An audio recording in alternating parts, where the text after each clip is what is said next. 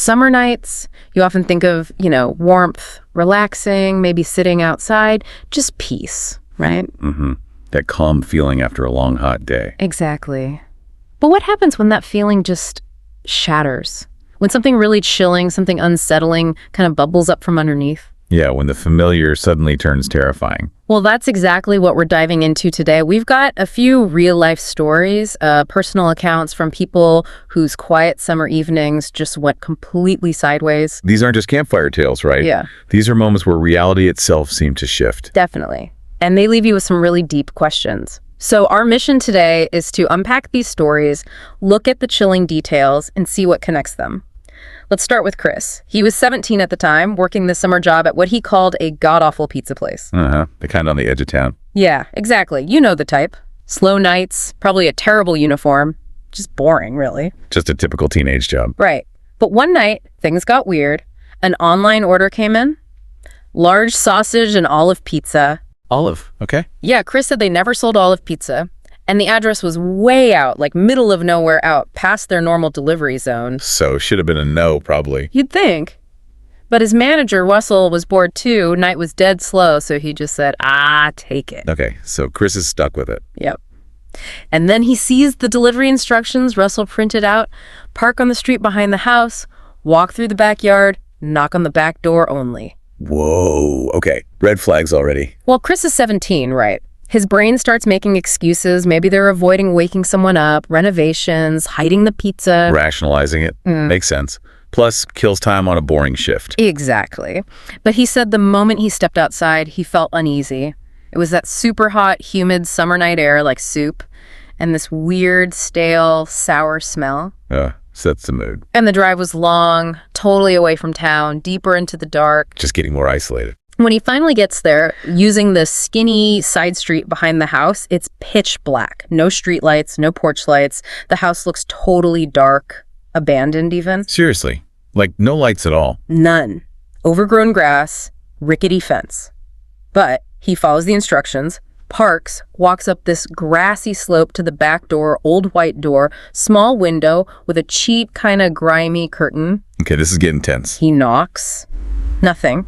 Waits a bit. Knocks again louder. He's thinking about his manager getting mad if he brings the pizza back. Yeah, the pressure. Then he sees it, a tiny little twitch of that curtain, like super fast, just a flicker. Someone's there, watching. Exactly. He freezes, just waiting for them to open the door, and then everything changes. 2 unmarked cars just pull up silently on the street behind his. A guy gets out, flashes a badge. Undercover cop. Oh, okay. The cop just tells him, real calm, head back to my car and wait there. Wow. Just like that. So Chris gets back in his delivery car, and he sees there are more cops, like 5 or more, moving really quietly, circling the house. Stealthy. Yeah. Not announcing themselves. No knocking, nothing. He sees one officer go to that same back door, gently try the handle. It's locked. The officer just nods to another guy, backs off. This is like a stakeout he walked into. Totally. Eventually, that first officer comes back to Chris's car, kind of sighs looking at the pizza. He's vague, just says, ongoing investigation about the property. Don't tell him much. No. Apologizes, says Chris showed up right when they were moving cars. Chris gives him the order info phone number, first name, Jerry. Did they seem interested in that? The officer took the number, yeah. Then just told Chris, leave immediately. Chris mentions his boss, but the cop just shrugs, tells him again, leave. Just get out. Yeah, the whole weight of it didn't hit Chris until the drive back. Yeah. He kept thinking, was he bait? Like a test run to see if cops were watching? Oh, man. That's a chilling thought. Yeah, the twitching curtain, the timing. He never got an explanation. Years later, still feels unsettling, like he was just some pawn. That's the core of it, isn't it? That feeling of being unknowingly involved in something dangerous, completely out of your control. It's not just the potential physical threat, it's the psychological violation being used. Yeah, that powerlessness. It sticks with you. Okay, our next story shifts scenes completely. We go from that lonely road to a family beach house in Delaware. A place that should feel safe. Totally. This comes from a guy, he's about 40 now, stable life. He inherited this beach house from his dad. Nothing fancy, he says, but great spot near the boardwalk, nice deck with an ocean view, their family summer escape. Sounds idyllic. It was, until this one night last summer, mid-July, a quiet Wednesday. His two boys, Jordan, 7, and Scott, 5, are fast asleep. He and his wife are on the back deck playing cards, relaxing. Normal evening. Completely. Then Jordan, the older one, comes out looking uneasy, says he hears a scratching noise in his room. It's keeping him up. Kids hear things, old houses make noises. That's what the dad thought, too, at first. He goes downstairs with Jordan, listens, hears nothing initially, but then, after maybe 20 seconds, there it is. Faint, but definitely scratching. Okay, so not imagined. No.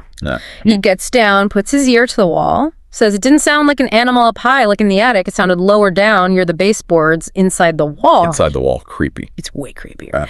Because then he hears breathing. Breathing. He said, not an animal, definitely not. It was deep, slow, human breathing. Oh my God, no. He said he flinched back, just yelled, Jesus, pure instinct. I don't blame him. And the second he yells, this most guttural and angry scream just erupts from inside the wall. Okay. Terrified, he grabs Jordan, yanks him out of the room. His only thought is Scott, the younger one, still asleep. He scoops Scott up without even waking him. Gotta get upstairs to the deck to his wife. Run, just run. As they hit the stairs, he yells for his wife. Then another scream. He said, much closer this time. Right behind him, he turns and sees a man covered in filth charging down the hallway straight at us. No, he was in the house, not just the wall. Apparently. He scrambles up the stairs with both kids, slams the sliding glass door to the deck shut just as the man hits it full force. Oh my God. The glass didn't break. Miraculously, no. But the guy starts clawing at it, shrieking, pounding, yelling awful things the narrator couldn't repeat. He throws his weight against the door, yelling at his wife, get the kids, call 911. Absolute terror. The intruder smears stuff on the glass dirt, maybe blood just banging, trying to get through. Feels like forever. Where were the police? Seconds later, they arrive. It seems like they came around the side. 2 officers somehow got inside the house, ran towards the deck door, tackled the guy from behind. Wow. Just in time. Unbelievable. The aftermath was just shock. Yeah. Police everywhere. The guy admitted it all. He'd been living in the crawl space for months. Once. Ow. Found an entrance under the back porch during the off-season. There was another way in, too. A loose panel inside Jordan's closet. He'd been stealing their food, neighbors' trash. Living inside their walls. Stealing. And he admitted he planned to hurt them that night, said they were intruding on his, quote, new home. That is beyond terrifying.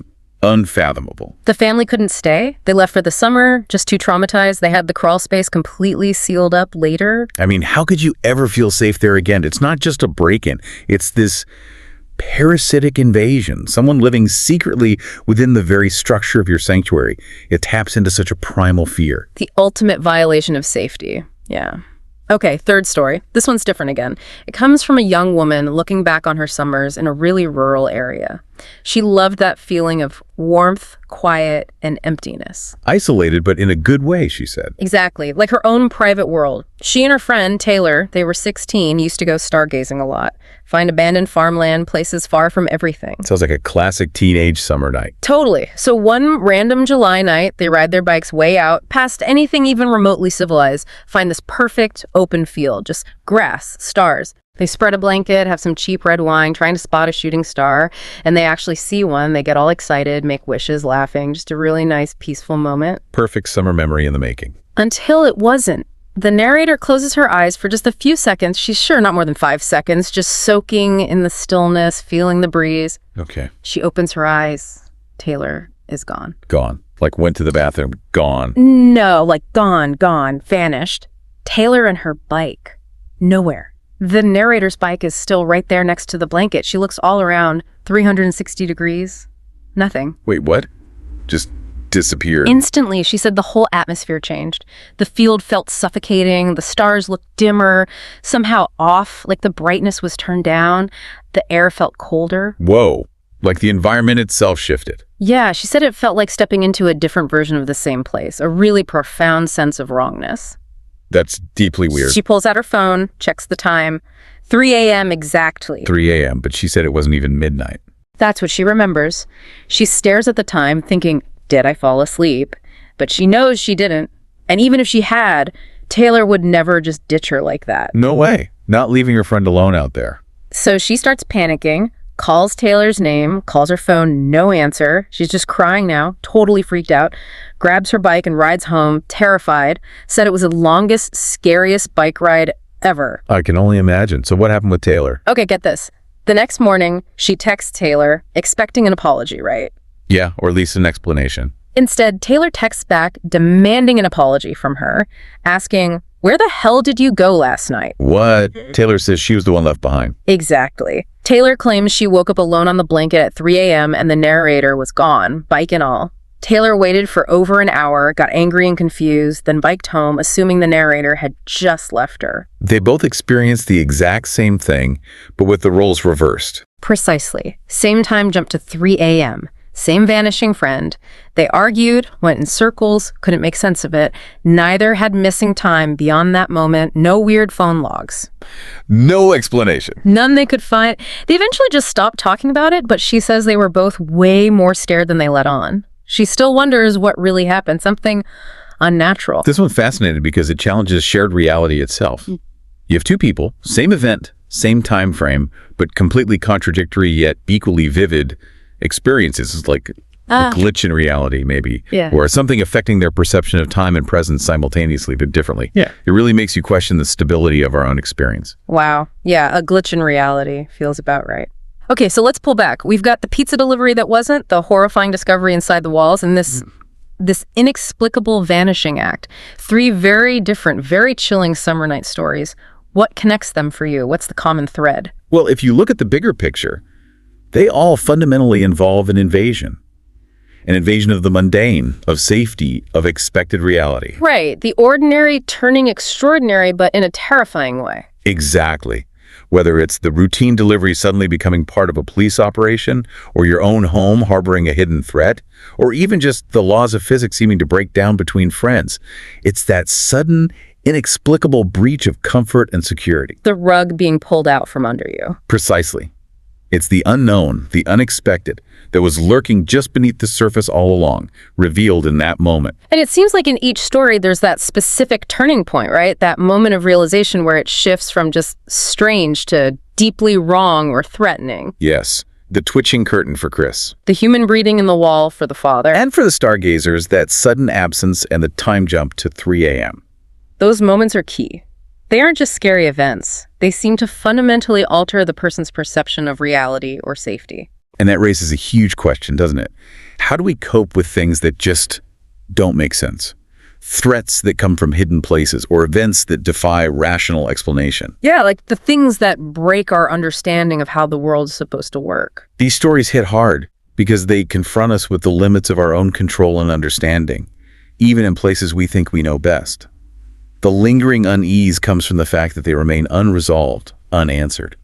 That lack of closure is almost its own kind of horror. It really is. It leaves a permanent question mark. So, thinking about all this, these stories remind us that sometimes the most chilling things aren't monsters from fiction, but these really unsettling, unexplained moments from real life. The cracks in the ordinary. And maybe the true horror isn't always just the event itself, but the questions it leaves behind, the things we can't know that permanently change how we see safety, how we see reality. It certainly makes you think. So, as you go about your own evenings, maybe just consider what unseen things, what secret spaces or unexplained moments might exist just beyond the edge of your everyday awareness. Thank you for joining us for this deep dive into these unsettling summer nights. If these stories got you thinking, please do like and share this deep dive. And definitely subscribe to the channel Horror Docs for more explorations into the strange, the unsettling, and the unknown. We really appreciate you listening, and we'll be back soon with another deep dive.